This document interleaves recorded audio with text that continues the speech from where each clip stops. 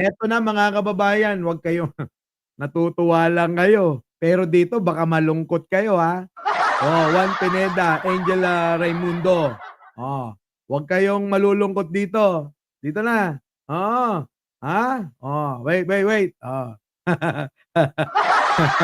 Ah, pasok! Namakyaw ang pamilya Duterte ng mga ari-arian sa Davao City at Metro Manila. Nako, Metro Manila, Davao City na makyaw ang mga Duterte. Anak ng tinapa, saan kaya nila kinuha ang pinambili? Baby Torre Campo, late ka na ha. Ang tanong ko dyan, Hermes Valdez, saan kaya nila inala ang pinambili nila? Kung wala naman silang negosyo, sabi ng tatay nila. Diba? Putik na yan mga kababayan ha. Ayan merong data. Sa mga DDS, syempre magbubulag-bulagan sila. Diba? Sasabihin nila, okay lang yan magnakaw. Idol naman namin, diba? Ganun Anton Cordero. Wala nga pamasahe. Tapos kita mo, namamakyaw ng mga ari-arian sa Davao, Metro Manila. Iba, grabe. Sige na, eto na. Bakit? Pasok! Namakyaw ang pamilya Duterte ng mga ari... Ang sakit pakinggan nung namakyaw no? Ang sakit pakinggan nung namakyaw ng ari-arian ng mga Duterte. Putik na yan! Grabe! Tuloy. Tuloy natin ha. Wait. Namakyaw ang pamilya Duterte ng mga ari-arian sa Davao City at Metro Manila, ayon kay Senador Antonio Trillanes IV. Ito ay sa kabila ng pahayag dati ni Duterte na simple lang ang buhay niya at wala siyang pera. Contrary dun sa pinapalabas nila na simple silang mga tao, simple silang pamilya, ang kanilang pamumuhay ay simple, hindi po. Marami silang ari-arian. Mahirap. Diyos ko! Kapag mananatili pa rin kayo dyan, tandaan nyo, itong balita na ito, hinukay ko. Hinukay ko mga kababayan. Binalikan ko yung mga sinasabi ni Antonio. Bakit? Kasi trending ngayon to. Diba? Dahil wala namang ibang lumalabang kay Digunyo, kundi itong si Antonio. Kung noon pa namimili na mamakyaw ng mga ari-arian ang pamilyang Digunyo, tanong, paano pa kaya nung naging presidente, congressman, mayor, vice president, ang buong pamilya niya? Baka hindi lang dito sa Pilipinas na yan namili ha? Sana hindi naman. Baka marami ng ari-arian yan sa China. Baka lang naman. Diba? Kasi kung noon pa yan, mga kababayan, kabayan ko, kapatid ko, Jen Mirapuentes at Mila Hugo, Elena Gilua, mas maraming nakuha yan. Nung naging presidente, congressman, mayor, vice mayor, vice president, itong pamilyang to. Diba mga kababayan? Kayo, naiisip nyo ba yung naiisip ko? Deter Ocampo T? Diba? Jasmine Ines Hidalgo. Legendary TV. Elma Dunor. Judith Madriaga. Paano yan? Putik na yan. Baka mamaya, meron na silang isang barangay sa China. Baka lang naman. Hirap yan. Hindi ka basta-basta namamakyaw ng mga property. Kung yung mga ordinaryong tao, kung may isa kang property, yung tahanan mo, okay na dapat yon, sapat na yon. Kung may isa pa, sige. Pero yung mga 10, kailangan ipaliwanag yan. Ako, kaya ko ipaliwanag yan. Diba? Jane Watson. Ako, kaya ko ipaliwanag kasi dugo, pawis, laway. Oo. Ang puhunan ko. Pero mga kababayan, no, nagpapanggap, nakatira sa kubo. Tapos malalaman natin sa iba't ibang lugar sa Pilipinas, Metro Manila, Davao at iba pa, abay namakyaw ng mga ari-arian ang idolo nila.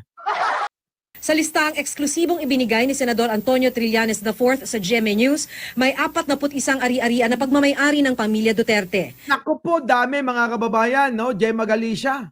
Napakarami, 44 nung panahon na hindi pa presidente ang tatay niya. Di ba? Ati Evangelina Camilosia, oo, naimbag na rabi. Oh. Papa Ruel, ano masasabi mo rito? Romy Lagrana, oh, Irene Pulo, o ano, di ba, Daisy's Kitchen, baka galing sa drug man, kaya nga, kasi kung sila magiging transparent, di sana hindi tayo nag-iisip ng kung ano-ano, di ba? Di ba? Kaya lang binibigyan tayo ng palaisipan kaya ang ating panawagan, pirma. Pirma. Huwag mo nang patagalin, pirma. Di ba? Huwag nang patagalin, pirma. Naku, oo, yung mga magkano bayad sa'yo, ganyan-ganyan. Wala na yan. Palasak na. Oo, palasak na. Wala nang dating sa amin yan. Baguhin nyo naman. Medyo yung may argumento naman patungkol dito sa tinatalakay natin para hindi naman naming isipin na talagang kayo'y mga mangmang. Diba? Pag pupunta kayo dito sa channel ko, nag-effort na kayo't lahat-lahat. Biruin nyo bago kayo makakomment, nag-subscribe kayo. Tapos ang dadala-dala nyo, ganyan lang, bayaran. Walang dating yan. Gawin nyo yung malalim na argumento patungkol dito sa binabalita ko. O hindi kayo makakasabay sa mga talata ko. Diba? Wag na, hindi na kailangan magsulat dito. Lahat ng sinasabi ko galing sa puso't isip ko. Ora mismo. Pero kayo, kita nyo yung mga vlogger nyo. Abay, napakahaba ng sinulat. Halos buong maghapong nagsusulat. Putik na yan. Nung napanood ko, 5 minuto na lang. Anong klase yan? Nag-review pa yan. Nag-google pa yan. Anak lang Ha? Gumamit pa ng Webster Dictionary. Encyclopedia. Puta! Yung sasabihin, fake news pa rin. Lang yan na yan. Eto. Tignan nyo. Sa listahan nakalagay ang transfer certificate of title number ng bawat property. Nakalagay dito na may 34 properties sa Davao City, isa sa San Juan, 2 sa Dipolog, isa sa Cagayan de Oro, isa sa Parañaque, isa sa Quezon City, at isa sa Davao del Norte. Ako, dami dami hari-harian Diba? Oy, paliwanag mo yan, Digong. Tinuon ng GMA News ang Land Registration Authority. Sabi ng LRA, 4 sa mga property ay kanselado na ang TCT. Ibig sabihin, iba na ang may-ari. Ang mga nalalabing Nako, nilipat na sa ibang pangalan. property, tama ang mga pangalang nakasaad sa listahan ni Trillanes. Si dating Davao City Mayor Sara ay may 15 ari-ari. Nakita nyo ba itsura ni Sara noon? Para sa mga nagsasabing fake news ako? Tingnan nyo Listahan ni Trillanes. Si nakita nyo pagmumukha niya? Abay, kataba dito At yung ilong niya, masyadong malaki pa. Kaya dati tinatawag na Fiona. Pero ngayon, kita nyo naman, straight na. Di ba? Kaya, alam nyo na. Tuloy. Ano yan? dating Davao City Mayor Sara ay may 15 ari-arian. 4 kita nyo, sarap talaga maging mayor, limang ari-arian. Yayangga-yangga ka lang sa opisina mo. Pirma dito, oo. Ha? Order ka sa Mary Grace. Ha? Mary Grace Bakery ba yon? Tapos order ka, merienda mo, chichirya, piatos. Tapos meron ka ng bilyon-bilyon. Sarap. Di ba? Sarap po. Oh, todang gala. Nako, bakit ganyan? 456 lang yung nagla-like. Pambira naman kayo. Oh. Palit na lang kaya tayo. Kayo na lang mag-live tapos ako magla-like. Ay, Fiona. Ay, Fiona tuloy. Eto na. Bilog na bilog yung mukha. Parang magkamukha tayo nung araw. Puta, Sarah. Kung naiisip ko, abay mukhang lalaki ka pala. Buti na lang may doktora. Kung hindi, talagang pagkakamalan tayong magkapatid ah. Putik na yan. Sige na, ito na. Puta talaga naman. O tuloy. Dito nakapangalan kasama ang asawang si Atty. Kita nyo. Lakihan nga natin. Lakihan mo, boss. Halak ka. Si Sarah. Parang pumuputok ka. Oh, Sarah. Ano ba totoo? Ha? Ibang-iba na, no? Kaya kayo, naisin nyo maging vice-presidente. Para nang sa ganon, medyo ma-enhance pati itsura. Ganon. Sige, tuloy. Meneses Carpio. Si Vice Mayor Paulo naman may 10 ari-arian. 2 dito nakapangalan sa asawang si Lovely Sangcola Duterte at 2 naman sa isa pang asawa na si January. O, kita nyo, 2 pala asawa niya. Kaya ako napapaisip mga kababayan, para makapanligaw pa ng isa. Pwede bang mag-convert din ako? Para naman, magaya ko siya. Alam nyo na. Ulit. Paulo, ilan sa'yo? Si Vice Mayor Paulo naman may 10 ari-arian. 10 ari-arian naman to. Si Sarah, 15.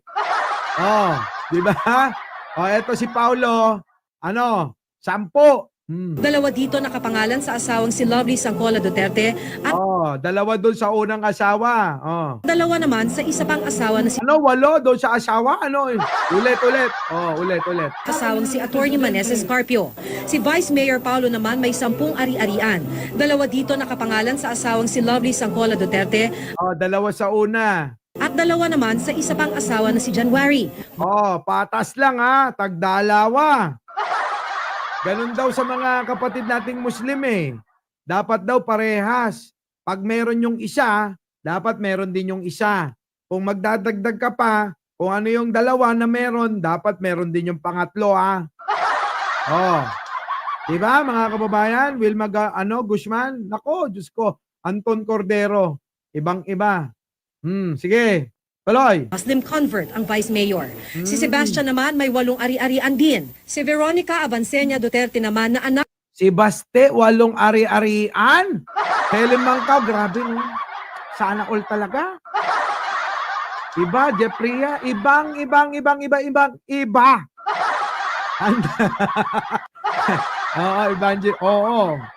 Papayag ako. Oo. Ate Evangeline, papayag ako magpa-convert. Basta pumayag si Mami Gina.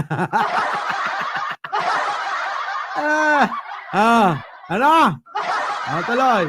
ni Duterte kay Hanilet, nakapangalan ang 2 pang ari-arian. Nako, kay Hanilet meron din, oh. Sarap. Grabe, sarap-sarap ng maging Duterte. Pwede bang magpaampon, Digong? Papaampon ako. Oo. Amponin nyo na ako. Oo. Baka naman, kahit isa lang. Pwede na. Diba? Tuloy.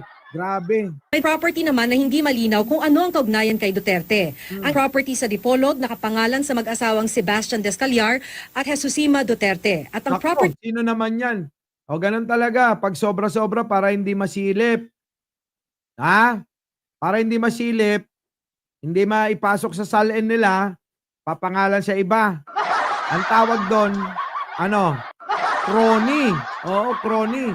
Danilo Banta, BMB Mutera, Miguel Usamad, opo, Che Halpak, oo. Sa inyo pong lahat ng mga bagong dating, Peach Sim, Marian Tomas, ako, oo, Narciso Alvarez. Shoutout po sa inyo lahat. sa Cagayan de Oro nakapangalan sa isang Gianpaolo D. Duterte. I believe Naku, grabe, no? Ang dami, no? Dami! Oo, mga kababayan, napakaraming ari-arian ng mga Duterte.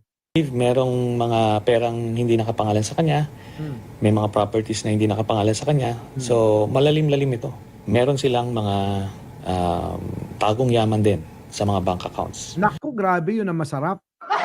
Ang daming nakatagong pera. O, ang daming nakatagong pera sa mga bank accounts. Kanino kaya pinangalan? Digong, kung ako sa'yo, malapit ka ng alam mo na. Kaya kung meron kang pinagkatiwalaan at bigla kang alam mo na, swerte nung tao na yun, ha? Biruin mo, instant trillionaire agad, oh. Diba? Pinaghirapan mo na kurakutin, tapos iba lang yung makikinabang, oh. Grabe. Sige, tuloy. At malaki-laki. Kung susumahin siguro 100,000,000. Ayon kay Trillanes, Noon yan, sabi ko nga sa inyo mga kababayan, noon pa yan, 2016. Hindi nyo alam to, di ba? Tuloy. nasa 2.4 billion pesos ang nadiskubre nilang mga joint account ni Duterte at anak na si Sara sa 3 bangko. Naku, 3 bangko pa lang yan mga kababayan, joint account kay Sara Duterte na anak niya. Grabe, no? Sarap. Sarap maging mayor. Sarap maging congressman. Sarap maging vice mayor. Ngayon, tingin nyo, magkano na pera nila? Kasi sabi ni Digong, 5 bilyon na. Kung noon, milyon, ngayon, bilyon. Hindi pa kasama yung hindi dinideklara. Pag dineklara lahat, tingin nyo, magkano yan? Tingin ko baka hindi lang bilyon, trilyon yan. Grabe. Tuloy. Salukuyang inaalam ni Trillanes sa pamamagitan ng mga dokumentong nakuha niya kung sino-sino ang nagdeposit sa mga bank account ng mag-amang Duterte mula 2005 hanggang 2015. Kung government transactions man yan, malaking problema tayo dyan. Corruption yan. Corruption yan. Kung government transaction, corruption yan. Kung illegal activities naman yung pinanggagalingan yan, mas masahol yan. Mas masahol yan. Kung eto lang naman, kung droga galing yan. Abay, mas kakaiba yan mga kababayan. Ha? Alam nyo, iba talaga nagagawa ng pera. Kapag demonyo ka, naging demonyo ka, pag demonyo ka, pag nakakita ka ng pera, nako, hihigitan mo pa yung diablo. Pag mabait ka, medyo kukurot ka. Pero kapag ka-demonyo ka na at hayok ka sa pera, tandaan nyo, ay grabe, wala na. Lamon na lamon ka, gusto mo pera. Tingin ko parang ganyan sila. Mamaya, si Piatos, tatalakayin natin, ha? Tuloy. Kasi kung ikaw mamumuno ng bansa, and yet, ikaw mismo ay parte sa mga sindikato, mga illegal na activities, pagka naging presidente na siya, mahirap na yan. Kita nyo mga kababayan, nung panahon na tinalakay yan, hindi pa presidente yan. Ngayon ang tanong ko, dumaan ang marami ng taon na naging presidente na si Digong at naging vice presidente na si Sara. Tingin nyo magkano na? Mga kababayan, tingin nyo magkano na? Grabing dami ng pera. Kaya ngayon, Banat Boy, alam mo na, kailangan maraming pera. Di ba? Sa mga mga bagong dating para maunawaan nyo yung naratibo ng tinatalakay ko, abay umpisan nyo dun sa unahan nang hindi kayo malito. Lalong-lalo na yung mga tanga at bobo na mga DDS dito. John Frederick Carion. Oo, di ba? Putik na yan kapag hindi nyo inumpisan to. Mabibwisit lang kayo sa pagmumukha nino nung gustong maging mayor namin sa Caloocan, no? Di ba? Ting-ting gatdula. Oh. Putik na yan, oh. Pag ito hindi naging mayor, kawalan nyo. Mga taga Caloocan. Pag ito hindi naging mayor, tandaan nyo, kawalan nyo. Our beloved Boss Mike